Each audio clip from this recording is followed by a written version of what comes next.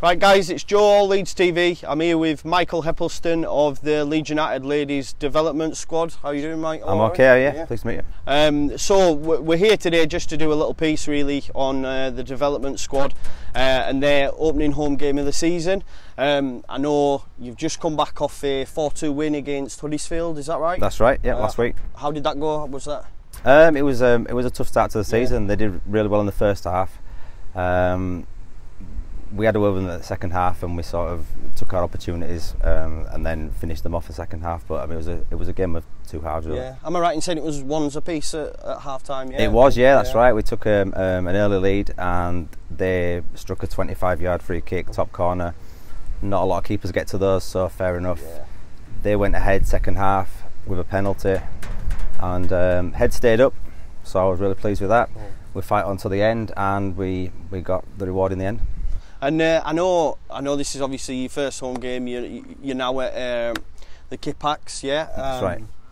And this, I guess, for me anyway, I don't know. You can tell me more. But is this your first real test, being that Pontefract are an all-age team as opposed to Huddersfield, who a similar age? Is that right? Yeah, that's correct. Yeah, this is his first real test against, like I say, open-age team.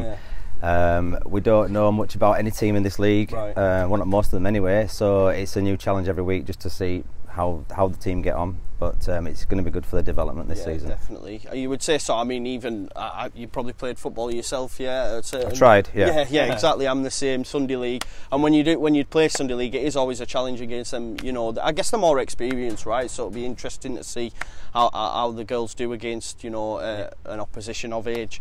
We've had a lot of questions in, as you can expect, a lot of it around Bielsa. Can we expect a similar style of play? I mean, no, he's got his own style. To be fair, I won't have a blue bucket this season. I like to sit on this dugout because it's nice and soft. It is nice and comfy as well. To be fair, it is, yeah. But I'm more of a stand-up person, and I'll just stand there and I'll bark orders, obviously, at the players, and if they need to. But I've just always been at the club. A lot of times I've been told off to get off the pitch, you know, because I'll just, like a magnet, go onto the pitch. So obviously it's reined it in a little bit. But I've got my own sort of style. I mean, to be fair, with the team that I have, they all listen most times anyway, you know. They really do put a shift in every week, and the bond that they have helps. Yeah, helps. I mean, I suppose it's crazy really anyone to expect the same style of play as what Bielsa plays anyway, you know what I mean? I know they're trying to replicate it down the youth with the lads. In regards to yourself, obviously you've been with them for 3 years now. Is it the same group that you've had throughout that full tenure as well? Or? Yeah, 80% are still from the beginning. A couple have gone on to scholarships. There had a couple of girls from Scarborough that have gone on to scholarships there. A couple of girls have stepped up into the reserves team. So obviously it's great for them. Yeah, definitely. And we've brought on as many players as we could. But like I say, 80% of the originals are here. So obviously that helps because there's that bond and that unity. They're all every time they're welcome in at training. Like I said, they just get on with the job. They know when I'm serious and when I mean it. I like to have a laugh about them because obviously that's part of being in this. It's like a team. It's like a family. They always say the same thing, but it really is. You need to have fun, don't you? End of the day, it can't all be just hard work. Do you know what I mean? Otherwise, they're going to switch off. Okay, and I guess what's the aim for the girls? I know obviously the pinnacle, from what I read anyway. I'm not going to profess to know everything about women's football, but I guess the pinnacle's America, right? Do some of them hope for scholarships over there? What is their pathway from this development squad? Where would you expect them to go? Well, a few of them are already interested in America and are talking about it, which is a fantastic opportunity for them, like you say, to get over there and get that experience and then come back and have that under their belt, which is great. A few of them are going that way. A few of them are speaking about, because the 18 players that I have, all of them want to play football for a living, which is a great thing to have. And I mean, they have to want to have fun and all the rest of it, but they're all dedicated to the cause. So whether they go to America or whether they progress into the higher ranks, so the reserves and the first team, who knows, internationals one day.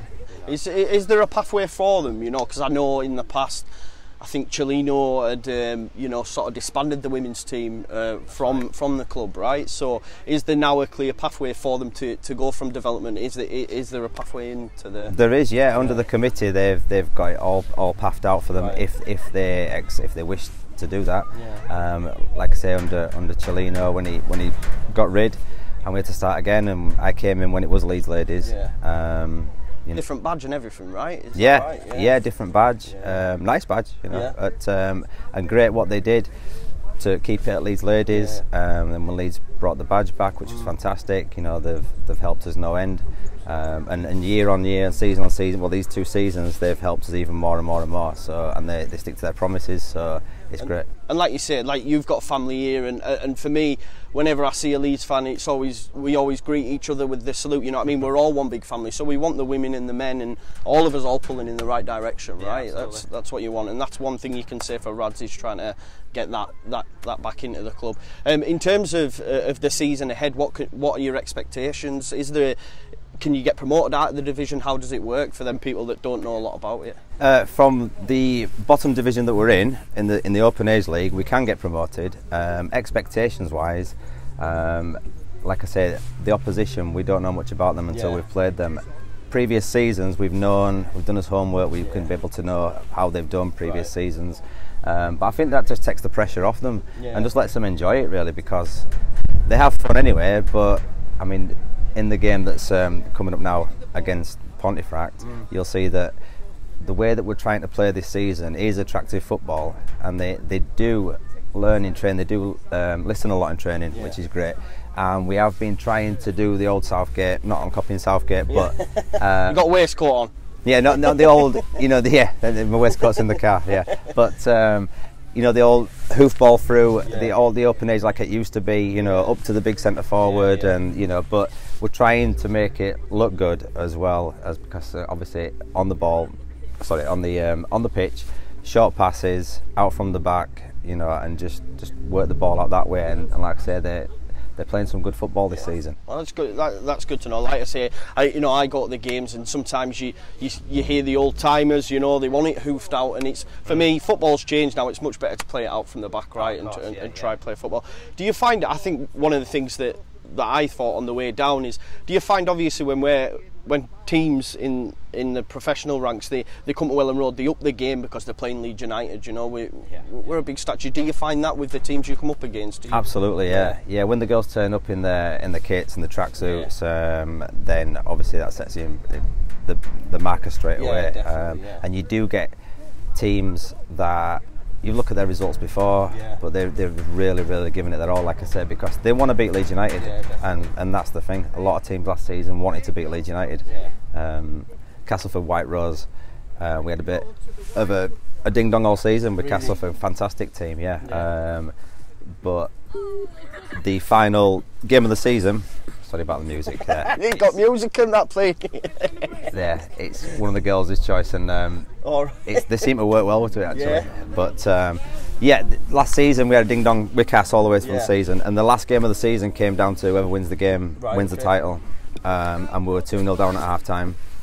And they loved it because obviously Castleford, you know, they wanted to beat Leeds. They won the title previously as well, and we won 3-2. Oh, quality! So it was just like, and it was a proper Leeds United win, because you know Leeds don't do things by halves, and they always leave you till the end, don't they? But it really was till the end. 3-2, dying minutes.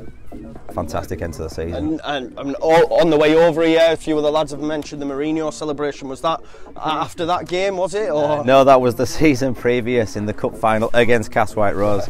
I keep bringing them up, but like I say, we got to the cup final. We got to extra time, 2-2 extra time, and it was another Leeds thing. Just only Leeds could do this, you know. We won 3-2 in extra time, and I said to the girls at half time in extra time that I would do the Mourinho celebration if they won the game. And it's just when he goes on the pitch waving his finger, not to wind up the opposition or anything like that, but just to run round in circles like a madman, and I had to do it. But it was no disrespect to them. It was just it was just epic. But again, it's about having that banter with the team, isn't it? Do you know what I mean? So, and if you'd have then turned around and said no, then obviously you need to have fun, don't you, when you're playing football? That's what we're there for. But yeah, I mean, to put it on your score predictions for the game, do you have none, or with you being a manager, do you not want to? I don't like to do that, but I'm hoping for a good result today. Like I said, we're at home. We need to really put a foothold on this now, and show people mean business, because like I say, in the Open Age League, they'll look at the development team and think, what, 16, 17-year-old girls. I want us to turn some heads this season, you know. And this age, obviously, it's going to be good for them. They're going to lose, you know. Yeah, definitely, they will. But that's part of football, you know. Exactly. You learn from it. That's what I'm saying. They're going to learn. That's all you want, innit? If you're going to lose or whatever, you just learn from that, don't you? Do you know what I mean? Seeing as he won't give a score prediction, I'll do it. It's going to be Leeds United 5, Pontefract 0. That's what I'm going to go out and say.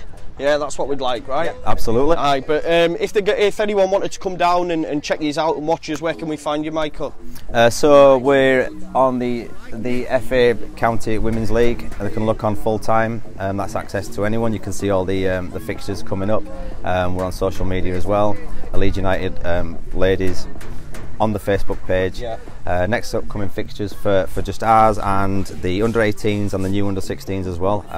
We play at Kippax, like I say, every home game now, and then here, there and everywhere. And it's a decent setup, to be fair. Anyone who wants to pop down, it's pretty easy to find. You've got a nice bar and that down there as well, which probably do food, right? So if you wanted to have a drink and stuff, get yourselves down. One thing I do want to ask, which one guy put to me, was you've got a big squad and you like to get everyone involved and make sure everyone has minutes on the pitch. You know, in a tight game, do you find that hard to make sure that everyone gets a run out? Do you know what I mean? It isn't easy, but the wonderful thing that I have is 16 on match day, 18 in the squad. 16 on match day, I'll have 5 options behind me, but none of the 5 will grumble, they won't moan, they're here. I've never had any moans at all. Obviously, I'd take that up if they were, and we'd discuss it.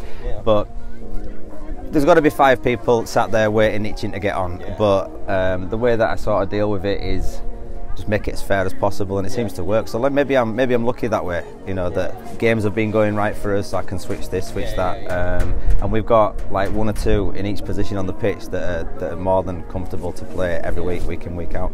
Right, well, it's been a pleasure, Michael. Thank you very much. The guys are training, so obviously he needs to get over there and help them out. But thanks very much for watching, guys. Make sure you come down and see them. Thank you.